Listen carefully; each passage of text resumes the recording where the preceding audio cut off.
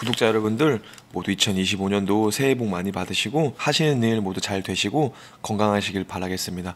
오늘은 2025년도 금리 전망과 그리고 아파트 입주 물량과 분양 물량과 더불어서 우리 경제의 근간을 이루고 있는 70에서 80년대생들의 소득과 자산까지 한번 뉴스 기사를 통해서 살펴보도록 하겠습니다. 우선 올해 2025년을 의미하죠.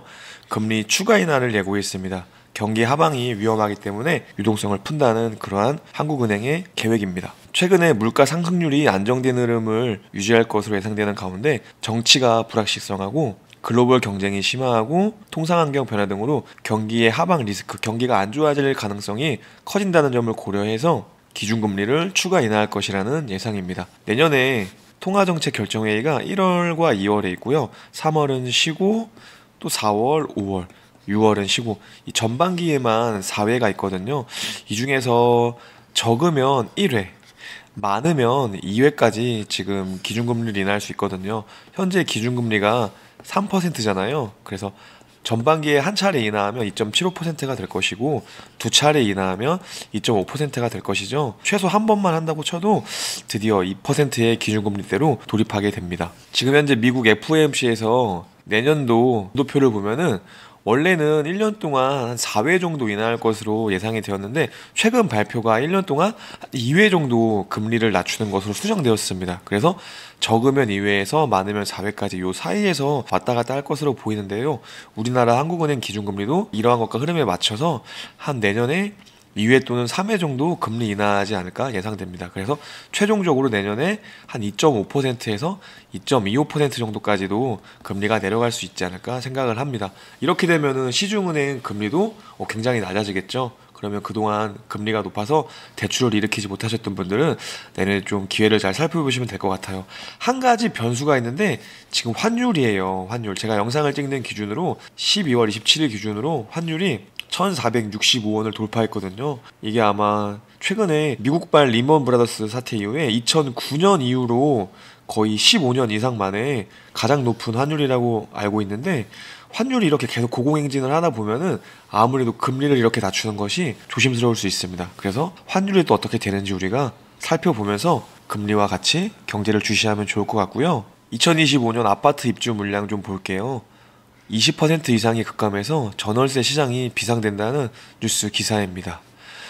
전국 예정 물량이 26만 가구인데요. 이것도 마찬가지로 2014년 이후 11년 만에 최소치입니다. 가장 감소폭이 큰 지역은 경기도고요. 전월세 가격이 급등할 수 있다는 우려가 뉴스의 핵심 요약입니다. 지금 내년도 전국 아파트 입주 물량이 25년도 전국 아파트 입주 물량이 총 23만 7,582가구입니다. 올해는 30만 가구 이상이었는데요.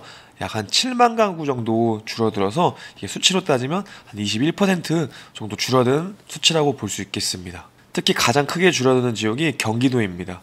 올해보다 4만 6천 가구가 줄어듭니다. 그나마 다행인 건 서울 입주 물량이 올해 2만 7천 가구에서 내년에 3만 2천 가구로 4,400가구 정도가 서울이 늘어나긴 하지만 경기도에서 그 10배 이상의 가구가 줄어들므로 수도권에서도 물량이 크게 줄어든다고 보실 수 있겠습니다. 이렇게 우리나라 인구의 다수가 거주하고 있는 경기도의 준공 입주 물량이 급감해서 수도권 전월세 가격이 불안 요소로 작용할 수 있습니다. 이사철에 전세 매물이 부족하고 전세값 상승과 월세화에 영향을 줄 것이라고 우리은행 리서치에서 전망을 했는데요. 대출 금리가 낮아지면서 물량은 또 줄어들면은 아무래도 부동산 가격을 띄워 올리는 요인으로 작용할 수 있기 때문에 이러한 것도 좀 시장을 우리가 미리 염두에 두고 있어야 될 것 같습니다. 방금 전에는 입주 물량이 줄어든다는 내용이었는데요. 이거는 일반 분양 물량도 지금 25년 만에 최저라는 뉴스 기사를 갖고 왔습니다. 2020년도에 29만 가구, 2021년도에 29만 가구 쭉쭉쭉 이렇게 이어져 오다가요. 올해 2025년에 20만 가구를 하회하는 14만 가구가 민간 분양에서 공급될 예정입니다. 이것도 25년 만에 최저치라고 보시면 돼요. 이 정도 수치가 어느 정도냐면요.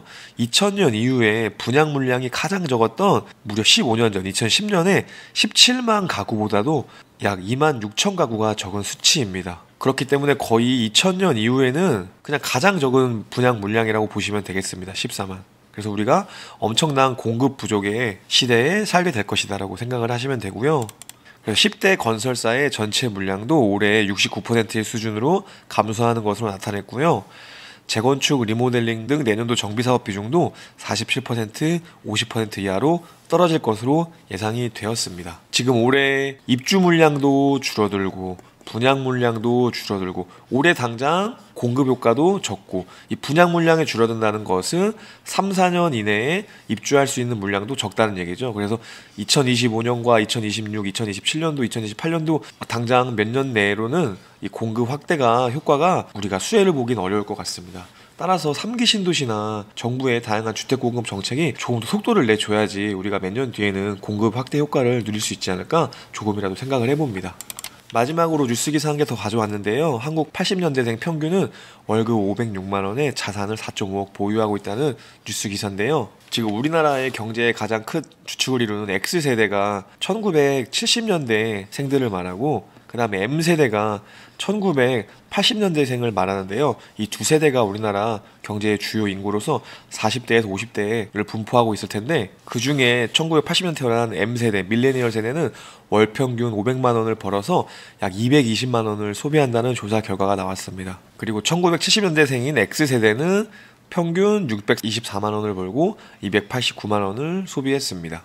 1970년대생 X세대, 1980년대생 M세대 이렇게 나와 있네요. 우리 전 세대에서 가장 우리 경제를 활성화시키기 위해 고생해 주셨던 베이비 부머 세대 가계자산은 약 7.9억이라고 역시 연세가 있으신 만큼 모아둔 자산이 꽤 있으신 것으로 결과를 알 수 있겠습니다.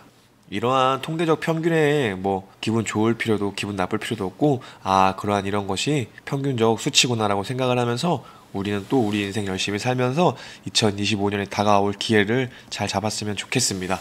추가로 대출 완화 뉴스 소식 하나 더 살펴볼게요. 신한은행 주담대 생활안정자금 한도를 1억에서 2억으로 상향한다는 뉴스입니다. 2025년 1월 2일부터 이제 대출이 가능합니다. 이 생활안정자금이 뭐냐면요. 지금 기존에 갖고 있던 주택을 대상으로 생활안정자금에 쓰라고 주택담보대출입니다. 쉽게 말하면 신규 주택을 취득할 때가 아니라 기존 주택을 갖고 있었을 때 이 기존 주택을 가지고 주담대를 일으켜서 받을 수 있는 금액이 2억까지 늘어난다고 보시면 되겠습니다. 관련해서 동일한 내용으로 뉴스 기사 하나만 더 볼게요. 우리도 이번에 내 집 마련 새해 은행부터 달려간다. 빚장 풀린 대출. KB국민은행 같은 경우에 주담대 생활안정자금을 제기하고 2억 원이 생활안정자금 목적의 주담대도 한도 금액을 제한을 두지 않기로 했습니다. 대출을 기다리셨던 분들에게는 좋은 소식이라고 볼 수 있겠고요.